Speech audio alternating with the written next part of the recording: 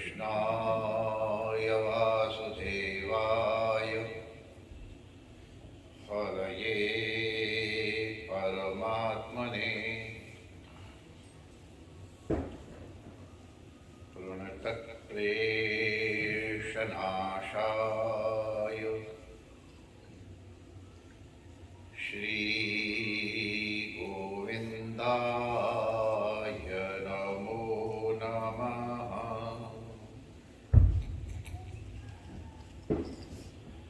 ठाकुर हमरे रमण बिहारी, हम हैं रमण बिहारी के।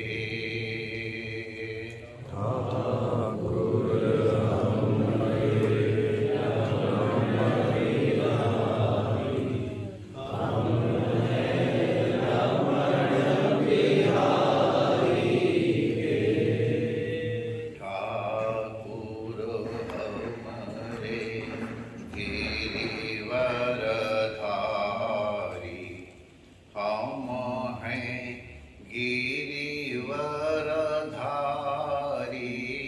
के।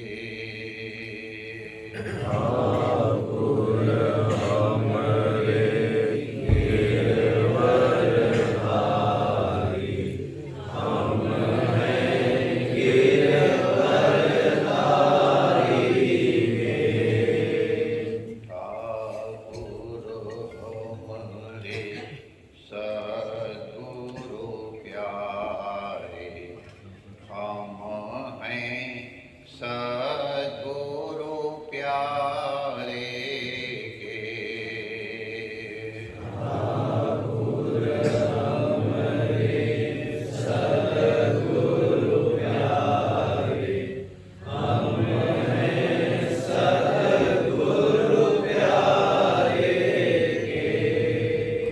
साधु सेवा धर्म हमारा, काम न दुनिया दारी से।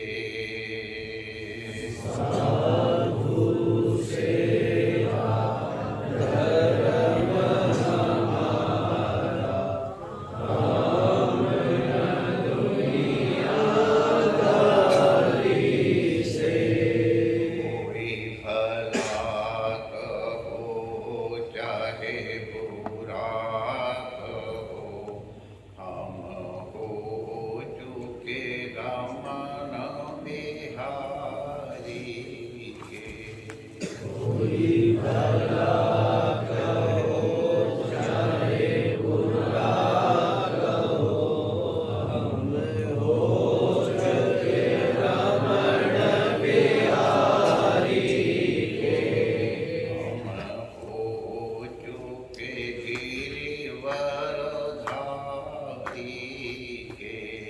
हम हो चुके गिरिवरधारी के।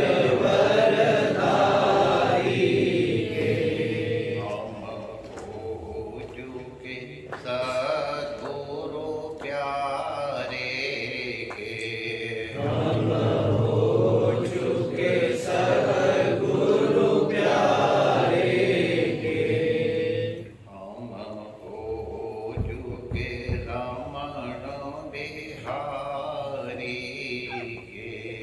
हम हो चुके रमण बिहारी के।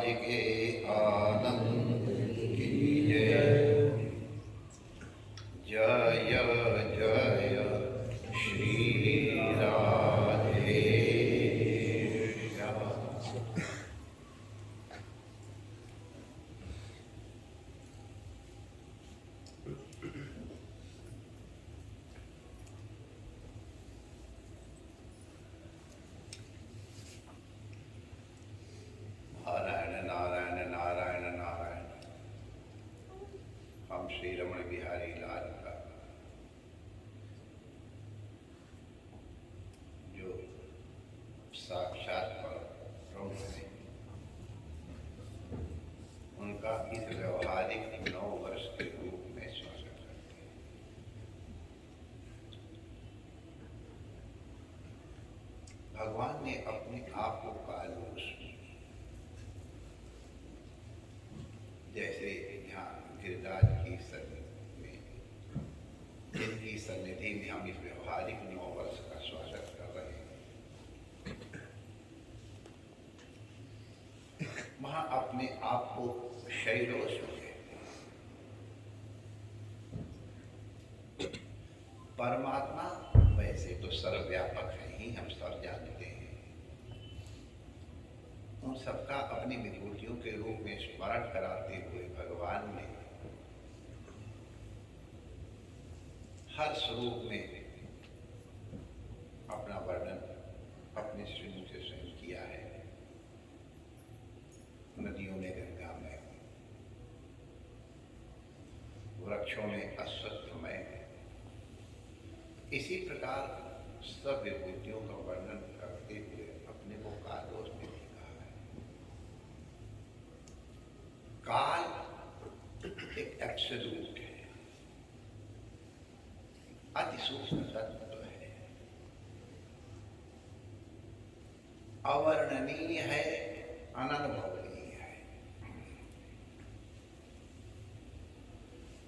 क्योंकि वो परमात्मा स्वरूप है। हमने जैसे उस सूक्ष्म निर्गुण निराकार को साकार रूप में नाना प्रकार के रूप प्रदान करके अपनी सुविधा के लिए गढ़ लिया है। उस गढ़े हुए प्रतीक के रूप में हम उस अनघड़ परमात्मा का ध्यान, चिंतन और पूजन करके अपने को संतुष्ट करें। उसी प्रकार काल रूप परमात्मा के लिए भी हमने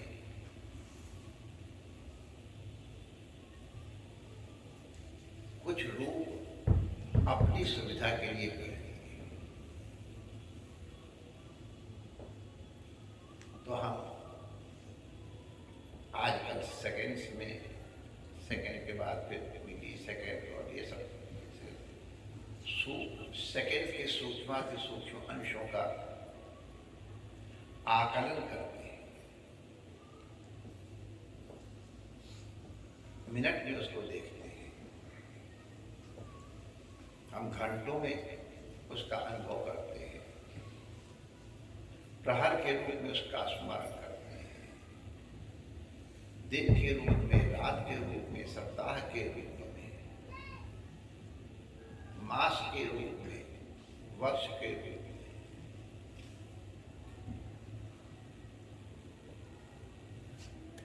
दशाब्दी के रूप में, शताब्दी के रूप में। और हम लोग तो सौभाग्यशाली हैं, हम लोगों ने सहस्राब्दी का भी स्वागत किया।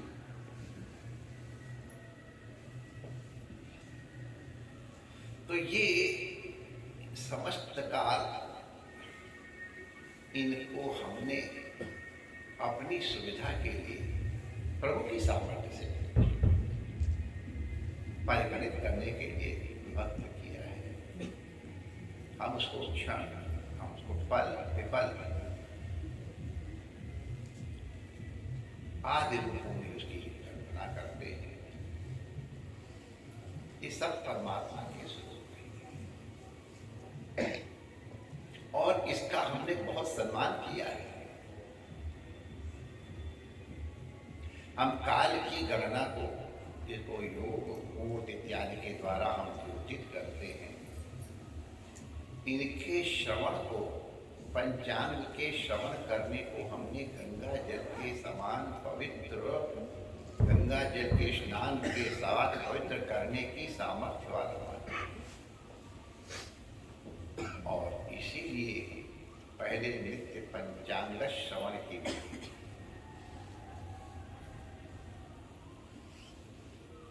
श्री तिरुपति बालाजी में हमने दर्शन किए, नित्य भगवान पंचांग श्रवण करते हैं। श्री रमण रीति के ब्रह्मांड घाट वाले संध्या निराजन के अवसर पर भी पराम्बा भगवती यमुना जी को पंचांग श्रवण कराया जाता है और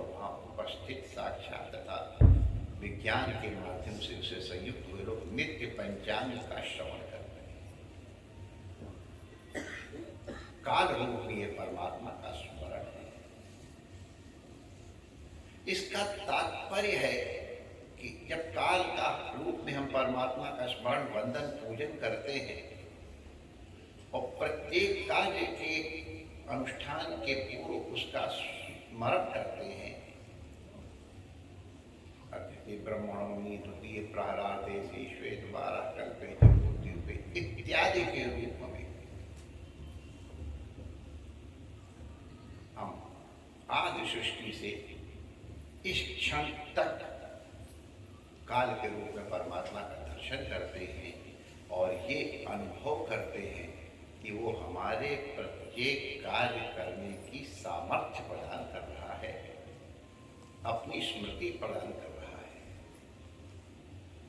परमात्मा सामर्थ्य प्रदान करते हैं कि आप अनुष्ठान करो और परमात्मा ही अनुग्रह करके साधन के रूप में भी उपस्थित हो जाते हैं। घड़ा बनाने के लिए मिट्टी के रूप में, जल के रूप में, चाक के रूप में, दंड के रूप में वही परमात्मा है। वही हाथ पैर के रूप में, अंगों के रूप में कार्य क्रिया का संचालन करते हैं। बुद्धि इत्यादि के द्वारा, मन इत्यादि, मन बुद्धि चित्त अहंकार के द्वारा घट सृजन करने की वृत्ति भी प्रदान करते हैं। हम इन सब रूपों में परमात्मा का निरंतर स्मरण करें, इसलिए हम काल के रूप में का निरंतर स्मरण करते हैं। हमें ध्यान रहे कि परमात्मा हमारे संग है। व्यक्ति पाप तभी करता है, असत कर्म तभी करता है जब वो परमात्मा को भूल जाता है। परमात्मा का निरंतर स्मरण करना पाप से बचने का एक सहज उपाय है। अपने मन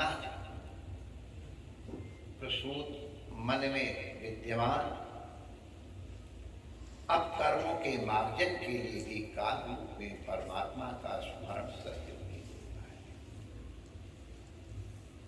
क्या हमको करना है, क्या हमको नहीं करना है, विधि निषेध के रूप में परमात्मा ही हमको प्रेरित कर रहा है। यदि हम परमात्मा का स्मरण करेंगे तो कभी असत कार्य में संलिप्त ही नहीं। पाप हमको ताप प्रदान करता है, पाप से हमको बचना है। पाप से बचने के लिए हम निरंतर परमात्मा का अनुभव करते रहें, स्मरण नहीं अनुभव करें। क्योंकि हम लोग न्याय दर्शन के अनुसार काल और ईश्वरेच्छा को हर कार्य के प्रति कारण मानते हैं। जब भी कोई कार्य होगा वो किसी काल में होगा, प्रतिबंधक जो उसकी रुकावट है उसके अभाव में होगा और ईश्वर इच्छा चलती है। इसलिए हम निरंतर परमात्मा का स्मरण करते हैं कि उसमें ही सभी कार्य करने की सामर्थ्य, अवकाश प्राप्त होते हैं, विवेक प्राप्त होता है। हम परमात्मा की कृपा से पहले जानते हैं कि हमको क्या करना है, क्या हमारे लिए विधि है, क्या हमारे लिए निषेध है। फिर जब एक बार उसको जान लेते हैं तब वो हमको करना है कि हमको नहीं करना है इसकी इच्छा करते हैं। जब अपने अंतःकरण में इच्छा उत्पन्न होती है तो फिर तदनुसार अनुष्ठान होते हैं। आज आप लोग कहां कहां से चल करके केवल इसलिए आए कि आप जानते हैं कि आज हम लोग महाराज जी के साथ बैठ करके काल के रूप में परमात्मा का स्मरण करेंगे। हम व्यवहारिक नववर्ष के रूप में परमात्मा के इस नए रूप का स्वागत करेंगे। हम कुछ विशेष अनुष्ठान करेंगे। आज हम चल करके कहाँ से आए हैं, तो ये जानकारी हमको हुई कि महाराज श्री आज भोजन में विराजेंगे। यद्यपि व्यवस्थाओं की मर्यादा का पालन करने के लिए परिवार ना भी हो, तो भी गिरिराज की सन्निधि में रहकर हम उनका काल रूप में 9 वर्ष के रूप में स्वागत करेंगे। तो ये परमात्मा का स्मरण हमको प्रेरित करेगा, करता है कि हम काल रूप में परमात्मा का स्वागत कर रहे हैं। हमको जो भी अनुष्ठान, जो भी उत्तरदायित्व, जो भी कर्तव्य हमको उन्होंने प्रदान किए हैं, उनकी दी हुई सामर्थ्य से, उनके प्रदान किए हुए संसाधनों से, उन संसाधनों से अन्य संसाधनों की, उनसे और अन्य संसाधनों की रचना या सृजना सर्जना करते हुए हम फिर वो दिए हुए उत्तरदायित्व का पालन करते हैं। कर्तव्य पालन बहुत अच्छी चीज है, लेकिन उस कर्तव्य पालन के द्वारा परमात्मा का अनुष्ठान करना, अनेन कर्मणा परमात्मा प्रियंता, मेरे इस कार्य के द्वारा परमात्मा प्रसन्न, परमात्मा की प्रसन्नता हमारा लक्ष्य है। इसलिए परमात्मा की इच्छा के अनुरूप कार्य करना हमारा अभीष्ट है। या अभीष्ट करें अनभीष्ट न करें, इसके नियंत्रण के हेतु परमात्मा का स्मरण आवश्यक है। काल के रूप में हम परमात्मा का स्मरण करते, तब वस्तु और देश के रूप में भी परमात्मा हमको स्मरित होते हैं। इसलिए काल के रूप में आज हम परमात्मा का इस गणना के माध्यम से हम इस व्यवहारिक नव वर्ष का, इस क्षण का परमात्मा का स्मरण पूर्वक हरि ओम, जो पर ब्रह्मा के मुख से सबसे पहले निकले हैं, जो मंगल कर हैं, उनको स्मरण करते हैं। ओंकारश्च अथ, ये दो शब्द ओंकारश्चात शब्दोच, गौ हेतु ब्रह्मणा पूरा कंठम धित्वा विनिर्यातो तस्मान मांगलिको गौ। सर्वप्रथम ये वाणी ब्रह्मा जी के श्री मुख से निकली, भगवान की प्रेरणा से, नारायण की प्रेरणा से। इसलिए उनका उच्चारण मंगल होता है। तो उनका उच्चारण उनकी सामर्थ्य से, उनके एक काल रूप में स्वागत करने के लिए हमने किया है। कई लोगों के प्रश्न साक्षात हमसे तो नहीं किए, लेकिन हमारों से किए कि महाराज ये क्रिश्चियन एरा का स्वागत क्यों करते हैं, इतना धूमधाम तमाशा इकट्ठा करके, और 1 जनवरी का रात्रि जागरण पूर्वक क्यों स्वागत करते हैं, अपने 9 वर्ष का स्वागत क्यों नहीं करते हैं।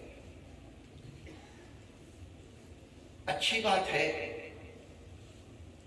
अगर वो जिज्ञासा की दृष्टि से करते हैं तो हम उनका समाधान भी करना चाहेंगे।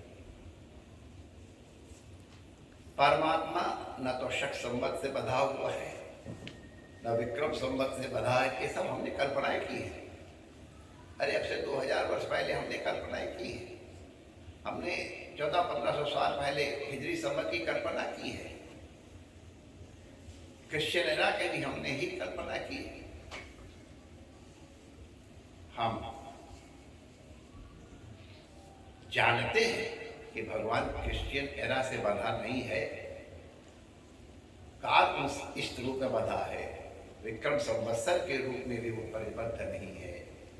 हम उसके इस रूप में स्मरण करते हैं। हम रात्रि जागरण उसमें क्यों नहीं करते, इसमें क्यों करते हैं? तो उसका कारण ये है कि ये जो क्रिश्चियन एरा है, इसके अनुसार तिथि का परिवर्तन ठीक रात्रि को 12 बजे होता है। आप लोग अपनी घड़ियों में देखेंगे 11:59 के अनंतर फिर तारीख बदल जाती है। तो इसलिए हम नववर्ष का स्वागत अपना संयम प्रकट करने के लिए जागृत होकर के विचारवान होके और धर्मनिष्ठ होके हम अंदर नहीं कर रहे थे। आप लोगों की ओर से धर्मनिष्ठ होके रात्रि का जागरण 12 बजे करके उसका स्वागत करते हैं।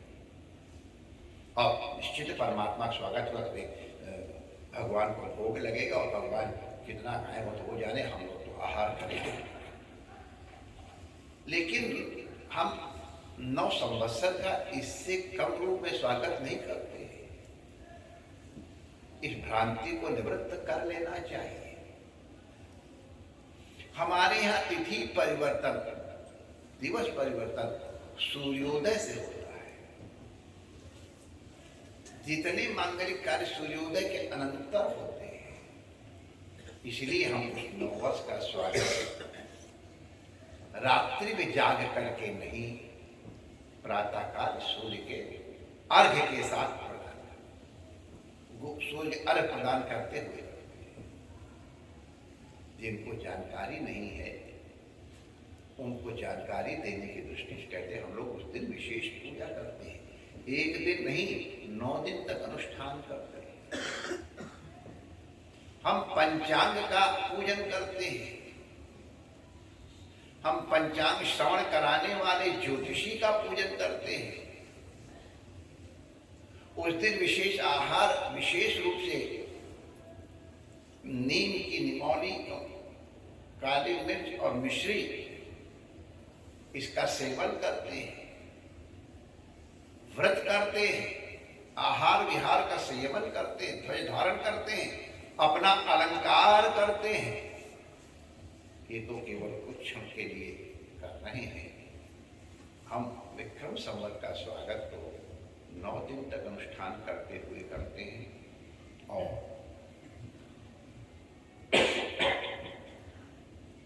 उसकी मर्यादा के अनुसार ही हमारे जितने भी धार्मिक अनुष्ठान हैं उस मर्यादा के अनुसार करते हैं।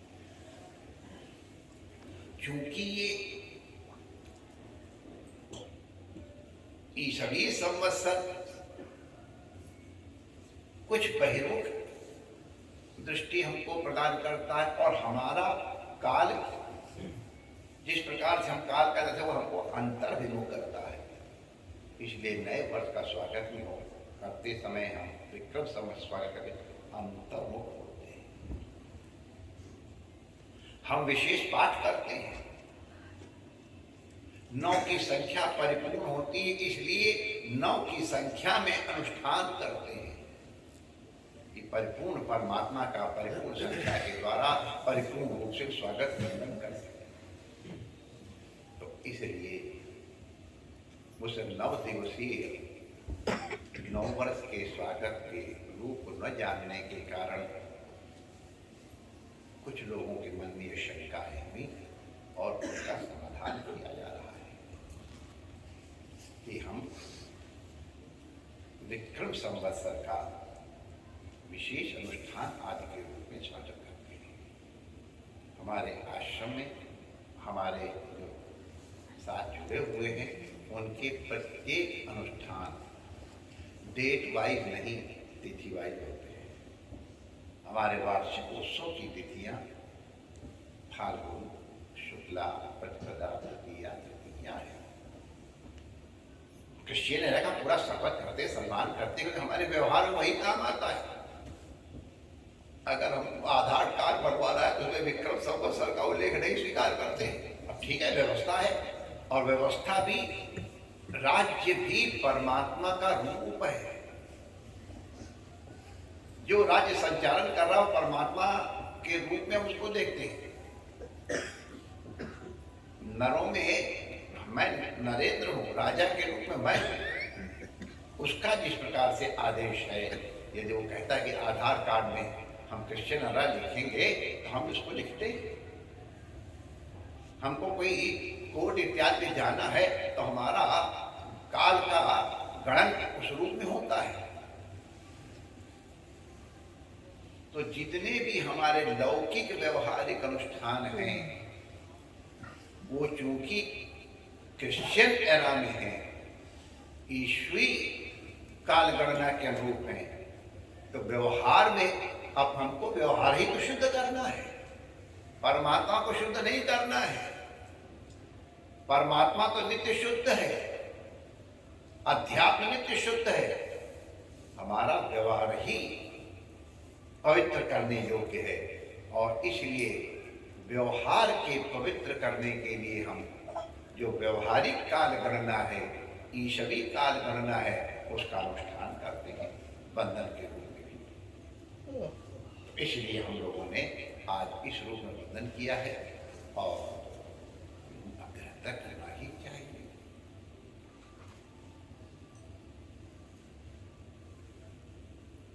हमारा प्रत्येक कार्य प्रभु की प्रीति के लिए होना चाहिए। काम, क्रोध, लोभ, मोह ये सबके सब यदि ईश्वर के प्रति समर्पित हो जाए तो मंगलकर हो जाते हैं। कोई भी वस्तु, कोई भी क्रिया यदि परमात्मा को समर्पित करने की दृष्टि से की जाती है तो पूजा हो जाती है। और कोई भी क्रिया प्रातीतिक रूप से कितनी पवित्र क्यों न हो, यदि ईश्वर विस्मृति पूर्वक की जाती है तो वो तावत पवित्र नहीं होती। हम ये जो व्यवहारिक नववर्ष आ रहा है, इस व्यवहारिक नववर्ष में जितना भी हो सके, सर्व काल में यदि संभव ना भी हो सके तो अधिक से अधिक काल में उस परमात्मा का स्मरण करते हुए ही जो भी कार्य हमको भगवान ने दिए हैं इनका अनुष्ठान उपासना की दृष्टि से करें। कोई भी क्रिया उपासना की दृष्टि से यदि की जाती है तो वासना का नाश करती है। उपासना वासना का नाश करती है। वासनाएं ही हमारे पतन का हेतु बनती हैं यदि वो दुर्वासनाएं हैं, और ये सद्वासनाएं हैं तो हमारा उत्थान होगा। ऐसी कोई क्रिया विश्व में नहीं है जो सर्वदा पवित्र हो या सर्वदा अपवित्र हो, पुण्य देने वाली या पाप देने वाली।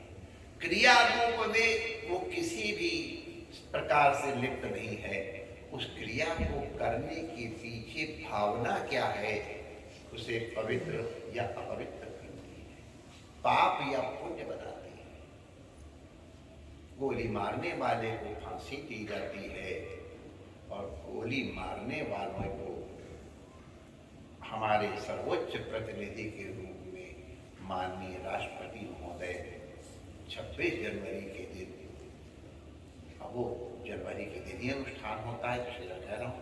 अब उसमें कोई हमारा ऊपर आक्षेप करे, उसकी दया है हमारे ऊपर कि हमारे ऊपर आक्षेप लगा करके हमारे पापों को पवित्र कर रहे हैं। ये शायद उनके मन में भी होगा, इसके पापों को निवृत्त करें। 26 जनवरी के दिन राष्ट्र की ओर से उसका सम्मान करते हैं। गोली चलाने की क्रिया एक होती है, बल्कि वे और विशिष्ट रूप से गोली चलाएंगे और खाना खिलाना, भोजन कराना बड़ा पवित्र कार्य है, लेकिन अमुक भावना से वो किया गया है तो उसके कारण भी प्रत्यवाय होता है और दंडनीय हो जाता है। कोई ऐसी क्रिया नहीं है। जो भी क्रिया आप करनी हो आप कभी तो ईश्वर उपासना पूर्वक करें कि मेरे इस कर्म के द्वारा परमात्मा की प्रीति हमको प्राप्त हो, परमात्मा की प्रसन्नता के लिए करें तो कसाई का काम ही परमात्मा की पूजा हो जाता है। और यदि हम मंदिर में खड़े होकर प्राकृतिक रूप से पूजा करते हुए दिखाई पड़ रहे हैं, लेकिन उसके क्रिया के पीछे मन में संकल्प कुछ इतर है, तो प्रत्यावान हो जाएगा। जब पुण्य भी है, जब से पाप को होता है, तो हम विशेष क्षण न लेकर के क्षण रूप उस परमात्मा का स्वागत करें। क्योंकि हमारे समस्त आजकल के व्यावहारिक अनुष्ठान क्रिश्चियन एरा में किए जा रहे हैं, इसलिए आओ मेरे प्यारे रमण बिहारी, तुम्हारा 1 जनवरी के रूप में स्वागत करते हैं। पधारो प्रभु, हमारे हृदय में पधारो और हमारे हृदय में पधार करके हमारे इस जीवन रथ का संचालन करो। हमारे जीवन रथ की बागडोर आपके हाथ में हो, आप नियंत्रण भी करें, और यदि नियंत्रण को हम स्वीकार नहीं करते हैं तो चाबुक के द्वारा हमारा नियमन भी करें।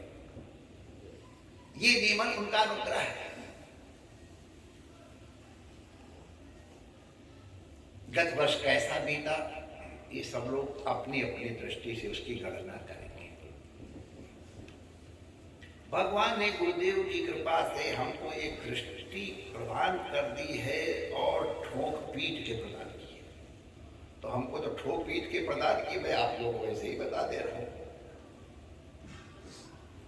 जो भी तुमको संसार में दिखाई पड़ रहा है, अपनी तुच्छ बुद्धि और बड़ी शॉर्ट साइट से, अल्प देखने वाली दृष्टि से ठीक है या गलत है कल्पना मत करो। मैंने अनुभव कर लिया है कि भगवान जो करते हैं वो हमारे मंगल के लिए ही है, क्योंकि भगवान मंगल पे है। उनकी कोई क्रिया चेष्टा अमंगलमयी हो ही नहीं सकती है। उसके द्वारा हमारा साक्षात या गुप्त रूप में कल्याण ही होने वाला है, मंगल ही होने वाला है। हम अपनी तुच्छ दृष्टि से भगवान की लीला में ननु नच न करें। हमारी बहुत थोड़ी दूर तक दृष्टि है, उनकी अनंत दृष्टि है। जिसको भगवान स्वयं प्रणाम करते हैं श्रद्धा पूर्वक, ऐसे भीष्म पितामह को शरशैया के ऊपर लेटा हुआ देख रहे हैं। क्या फायदा हुआ भगवान की भक्ति करने का और भगवान की उनको दंडवत करने का? हम लोग अगर जरा सा कांटा लगा तो भगवान के ऊपर आक्षेप लगाते हैं, और भीष्म पितामह उस शरशैया पे लेटे हुए भगवान की करुणा का दर्शन कर रहे हैं। ये भक्ति है। भगवान ने कृपा करके उनको बताया कि किस कारण से ऐसा हुआ है, लेकिन दुनिया क्या समझेगी? भीष्म पितामह भक्त हैं, एक कांटा नहीं पूरे शरीर में शरशैया में, और लेट रहे प्राण खड़े हुए हैं, और एक दो दिन नहीं कितने दिनों तक शरीर, और वहां कोई इस तरह हीटर या कोई एयर कंडीशनर न लगवाए गए थे। अगर कहीं देह में खुजली होती होगी तो कहाँ खुजलाने के सामर्थ्य को है, कौन खुजलाता होगा? और चूंकि भगवान की कृपा का अनुभव हर क्षण उन्हें होता था, उनकी और कृष्ण के बीच में हॉटलाइन थी। जब स्मरण करे भगवान आ जाए,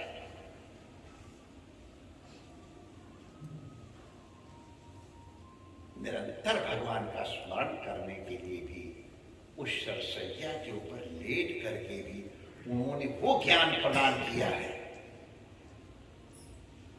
शांति पर्व एक अलौकिक, बड़े बड़े ऋषि मुनि राजर्षि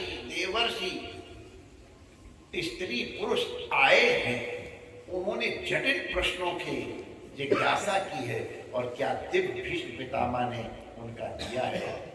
कृतज्ञ होता हूँ भीष्म पितामह का कि इतनी प्रतिकूल परिस्थितियों में अपनी बुद्धि को संयमित, हमारे तो जरा से कोई प्रतिकूल परिस्थिति हम डगमगा जाते हैं, अरे भगवान को ही कुछ कम बुद्धि वाला समझने लगते हैं। भीष्म पितामह की निष्ठा है, ऐसे कठोर समय में भी अपनी बुद्धि को संयमित रखते हैं, उनकी करुणा का दर्शन करते हैं और तब इतनी विवेकपूर्ण बातें जिनको सन्यासी भी अत्यंत आदर पूर्वक श्रवण करके अनुष्ठान करने की चेष्टा करते हैं, वो ज्ञान उनका प्रत्यक्ष प्रकाश है, उनकी भक्ति का ही परिणाम है। सरसैया में लेते हुए कि भगवान को कहते हैं तो उधर खड़े रहो ना माय डियर, मैं जाने वाला हूँ, अब तुम क्या है, अभी मेरी सांस चल रही है, कहीं तुम चले न जाना। भगवान खड़े रहते हैं, ये उनकी भक्ति का प्रभाव है। इसलिए भगवान की किसी भी क्रिया के ऊपर अपनी अल्प बुद्धि से नील मेघ निकालने के बजाय अब हर क्रिया में, चलो कोई हमारा ही उदाहरण ले लो, कोशिश करो ये जो हो रहा है व्यक्तिगत रूप से हमारे कल्याण के लिए भगवान कर रहे हैं, और ना हम समझ पाए एक अलग बात है, लेकिन उनकी कृपा के लिए हम कृतार्थता का अनुभव करें। जरूरत हो तो उनसे ही प्रार्थना करें कि प्रभु आप हमको उसका यदि चाहें तो समझा दें तात्पर्य, लेकिन जैसा छोटा बालक नहीं जानता है कि घर में दही बड़े बने हैं तो हमको क्यों नहीं दिए जा रहे हैं, और हमको मूंग की दाल का पानी क्यों सुड़कने के लिए दिया जा रहा है, हमारे शरीर के ऊपर चक्कू क्यों चलवाया जा रहा है, तो ये सब चीज़ें यदि हमारी बाल बुद्धि है तो उसमें जैसे माँ कर रही है वो हमारे कल्याण के लिए ही कर रही है, सोचते हैं तो हमारा सबल स्वस्थ प्रसन्न और आपकी सेवा में उपस्थित हैं। विश्वास करो माय डियर, भगवान बहुत करुणामय है। जैसे जब बच्चा इंजेक्शन लगवाते समय रोता है तो इंजेक्शन लगवाती माँ ही है, लेकिन बच्चे के कल्याण के लिए बच्चा जब पीड़ा से रोता है तो माँ उससे कई गुना ज्यादा दुखी होती है। कीमो कराने के लिए घर का जो सबसे प्रिय व्यक्ति है वो ले जाता है, साक्षात नरक की अग्नि जैसा है वो। हे भगवान, उसकी कल्पना करता हूं तो भय होता है, लेकिन जब तड़पता है उस कीमो की अग्नि से या रेडिएशन के ताप से तो वही अपना प्रिय, 11 रेडिएशन हो गए बस, अब इतने तो बाकी हम ठीक, अरे हम चले गए, इसके बाद हम प्रभु ढेती चले गए महाराज जी के दर्शन के 12 देखो इसको राजी करके ले आए। और हमारे साथ पता नहीं यहाँ है कि नहीं, बहुत से ऐसे लोग हैं जिनको ये कष्ट भोगने पड़े हैं, लेकिन उन कष्ट को भोगने के बाद आज वो कैसे सुंदर हो गए। हमारे डॉक्टर कुलशेष के पति को मैं कहता हूँ उससे पहले ज्यादा सुंदर हो गई है, तेरे बाल पहले से जब सुंदर सुंदर हो गए। तो डॉक्टर कुलशेष ही उनको लेके मैंने एक उदाहरण आपने लेकिन दे दिया, क्या पता कीमो किया है तो वो कीमो कराना प्राकृतिक रूप से अग्नि में जलाना है, लेकिन उस कीमो के पीछे, उस जलाने के पीछे कितना प्रेम है, उस कष्ट को सहन, मैंने कीमो से जले हुए व्यक्ति को तो पीड़ा हो ही रही है, जो ले जाता है उसके दिल पे क्या बीतती है आप लोग तो सब अनुभव किए हुए हैं। उसको प्रसन्नता पूर्वक स्वीकार करता है कि हमारा प्रिय ठीक है और उसका प्रिय भी उसकी नेत्रों की करुणा और प्रेम को देख करके संतोष प्रकट करता है। पीड़ा तो है लेकिन ये तो मेरे साथ है। इसी तरह भाई डियर, तुम्हारे किन्हीं कर्मों के कारण तुम्हें प्रतिकूल परिस्थिति से गुजरना पड़े, भोगना पड़े, विश्वास करना जितना तुमको कष्ट हो रहा है उससे कई गुना ज्यादा हमारे नमो बिहारी को कष्ट। दिल पे पत्थर रख करके तुम्हारा उपचार करना है कि तुम्हारा कल्याण हो और तुम स्वस्थ हो सको। स्वस्थ की पहचान यही है, तो निरंतर कृष्ण की कृपा का अनुभव करता है। इस व्यवहारिक 9 वर्ष का प्रत्येक क्षण आपको उन परमात्मा के सामीप्य की अनुभूति कराए। हर क्रिया का अनुष्ठान उनकी उपासना के रूप में करते हुए अपना जीवन मंगलमय बनाए और भगवान की कृपा अनुभूति का साक्षात अनुभव करते हुए अपना लोक और परलोक दोनों बनाए। राष्ट्र के रूप में परमात्मा है, देश के रूप में परमात्मा है, प्रकृति के प्रत्येक रूप में परमात्मा ही है। जल में, थल में, वृक्ष में, वायु में, आकाश में, पांचों तत्वों में परमात्मा है। हमको याद है बचपन में किस प्रकार से हमारी माता, अगर हम जब ज्यादा जल बिखराते थे कहती पानी परवा लेता है, पानी नहीं अगर तो उपयोग करो बदला लेगा। नदी में, गंगा नदी में स्नान करते समय साबुन लगाने का निषेध था। अरे और तो शरीर को रगड़ के नहाने का निषेध था। या मूसल स्नान करने का विधान है, मूसल की तरह जाओ ऐसे डूब के चले जाओ। तो हम जल को अपवित्र न करें, वायु को अपवित्र न करें, आकाश को अपशब्दों के प्रयोग के द्वारा अपवित्र न करें, धरती को अपवित्र न करें। वृक्षों के रूप में परमात्मा का दर्शन करते हुए उनकी उपासना करें, उनकी पूजा करें, उनको स्वस्थ बनाएं। हमारी ऐसी चेष्टा हो, प्राकृतिक संसाधनों का उतना ही उपयोग करें जितना शरीर रक्षण के लिए आवश्यक है। अनावश्यक उनका प्रयोग करना भगवान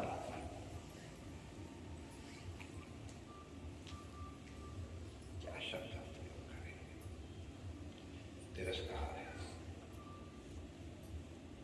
हम लोगों को सावधान रहना चाहिए। हम दूसरे क्या कर रहे हैं ये हमारा उत्तरदायित्व तो नहीं है। यदि उत्तरदायित्व है तो उसका उत्तरदायित्व का रूप हम पालन करें, लेकिन कम से कम हमको अपनी स्टीयरिंग का कंट्रोल अवश्य ठीक रखना चाहिए, हमारे हाथ में है। दूसरा अगर कोई गलत भी आ रहा है तो भी हम अपने स्टीयरिंग का इस तरह से प्रयोग कर लें कि हमारे को उस सामने से आए हुए आघात से बचने का अवसर मिल सके। अपने उद्धरे आत्मानम नात्मानम अवसाद,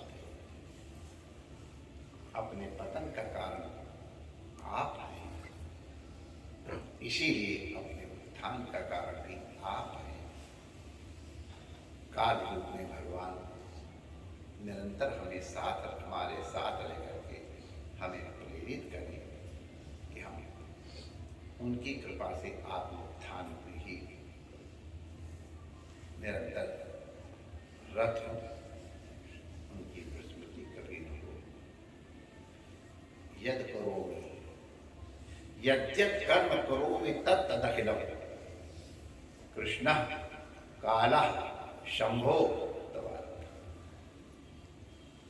बहुत बहुत बधाइयाँ, बहुत